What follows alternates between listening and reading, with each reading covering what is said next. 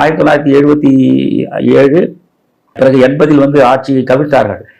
அது மட்டும் அவருக்கு சோர்வை தரவில்லை. 1980 காங்கிரஸ் திமுக கூட்டணி 40 இடங்கள் பாண்டிச்சேரி உட்பட 37 இடங்களை கைப்பற்றி விட்டது.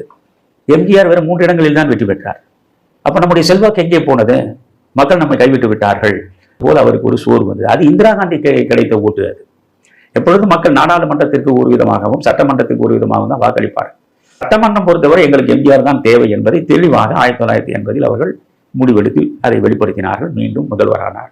எம்ஜிஆர் முதல்வரான பிறகு யோசித்தார், நான் மிக கடுமையாக இதுவரை பத்தியம் இருந்து ஆட்சியை நடத்தினோம்.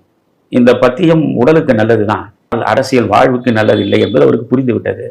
அதனால் அதற்கு பிறகு நடந்த எம்ஜிஆருடைய ஆட்சியில் ஊழலே இல்லை என்று சொல்ல முடியாது. அங்கும் இங்குமாக அவர்கள் பணத்தை சேர்க்க தொடங்கினார்கள். பொறுத்தவரையில் சாராய கடைகளை ஒட்டுமொத்தமாக திறந்து விட்டார்.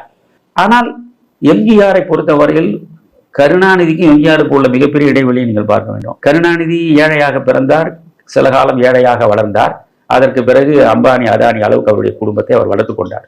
எம்ஜிஆரை பொறுத்தவரையில் ஏழையாகத்தான் இருந்தார், ஏழையாக வளர்ந்தார். 1000 சிரமங்களுக்கு இடையே அவர் இந்த அளவுக்கு உச்சத்தை தொட்டார்.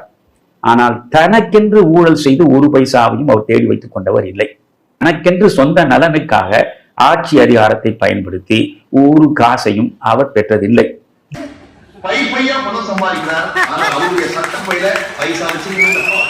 அவருடைய பேங்க் பேலன்ஸ் எல்லாம் ஏழைகளுடைய